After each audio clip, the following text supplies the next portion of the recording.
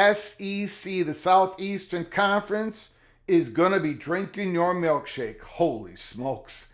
Welcome to episode 457 of College Football's Peek Around the Corner with your host, Greg Pflugar. We cover everything in college football because we love everything in college football. And if you do as well, please subscribe to our channel. Smash the like button if you like our content. Share the video with your family and friends. Let's not waste any more time. Ross Dellinger report of this morning. The CFP, the College Football Playoff, announces the previously reported adjustments to the selection criteria in the rankings release schedule. We're not going to be going over the schedule, but we are going to be going over this criteria. It's been tweaked. It's been changed. The Southeastern Conference is going to be drinking your milkshake. Changes for the upcoming season include enhancements to the tools that the selection committee uses to assess schedule strength and how teams perform against their schedule. The current schedule strength metric has been adjusted to apply greater weight to games against strong opponents.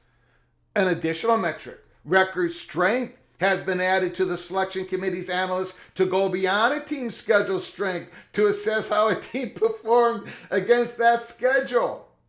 This metric rewards teams defeating high-quality opponents while minimizing the penalty for losing to such a team. Conversely, these changes will provide minimal reward for defeating a lower quality opponent while imposing a greater penalty for losing to such a team. And who is going to make the decision on who a high quality opponent is, who is a low quality opponent is? The selection committee using the metrics. What are they going to be using?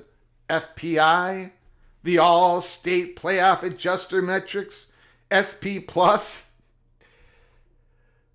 Now can we take a look back to last year before the criteria, before the adjustments are put in for this year? Can we take a look back in time? This was the rankings, the college football playoff selection rankings last year after the conference championship games. Look at those rankings. Now, Alabama 9-3. I don't really have anything against a team going to the playoffs with a 9-3 record. I really don't. But that Alabama team who lost to Vanderbilt, and that was not a bad Vanderbilt team. It was a 500 Vanderbilt team. But then they lost to Oklahoma at the end of the season. And Alabama didn't even score a touchdown against the Sooners. It was a brutal game. Alabama 9-3 was ranked ahead of the Big 12 champions, Arizona State. Alabama was ranked ahead of Arizona State. Now, Alabama did not make the playoffs. Arizona State did because they were the Big 12 champion. But the final rankings had Bama ahead of Arizona State. Before this new criteria, the tweak of the criteria is going to be given to the College Football Playoff Selection Committee. Look at BYU. 10-2, they finished behind. South Carolina 9-3. Ole Miss 9-3. Alabama 9-3. You know, I made a comment earlier today on X. I said, look, this new criteria, basically, the Big 12 team, they get in that large bid over an SEC team is going to at least have, they're going to need to have a 2-game advantage, win-loss advantage over an SEC team.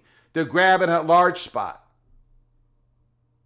Before this new adjusted criteria is even taking place, you see the results of the old metrics, supposed metrics that the selection committee was using.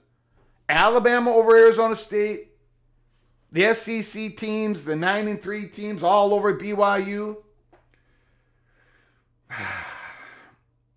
I tell you, these new metrics, it's all in favor of the SEC. Because according to these metrics, There is barely a bad loss to be found in SEC conference play. So they're not going to, they don't have the risk of bad losses. Now they're only going to get credited with the good wins. It's tweaked even more in favor of the Southeastern Conference. The Southeastern Conference is going to be drinking everybody's milkshake. A little bit off the top of the Big Ten, a little bit more off the top from the ACC, and they're going to be gulping down what should be Big 12's vanilla ice cream with a little chocolate caramel put in there with a little cherry on top. No. That ain't going to, the SEC is going to be drinking all that up. This is the true trap that everybody has fallen into. This is why the Big Ten is saying we're not going to, a 5+11 with the Southeastern Conference staying at 8 conference games with these metrics in place. Are you kidding me? But yet the Big Ten is the bad guys, right? Right? Woo! Put down your comments in the comments section below the video. I got a question. Are we going to find out later today on a Wednesday, August 20th, or later this week, or later this month, that this new tweak in the criteria, the metrics, when it comes to selection at large bids, is this new tweak, is this enough for the Southeastern Conference to feel comfortable enough to go from 8 conference games and 9 conference games? We shall see. I do not know. But I do know this. Very good day for the Southeastern Conference again, and I'm sure the Big Ten will get the blame. Because that's how it is right now, and again, put down your comments. Let me know how wrong I got it once again. Brett Yormark, Phillips. Don't know what you're doing. Don't know what you are doing.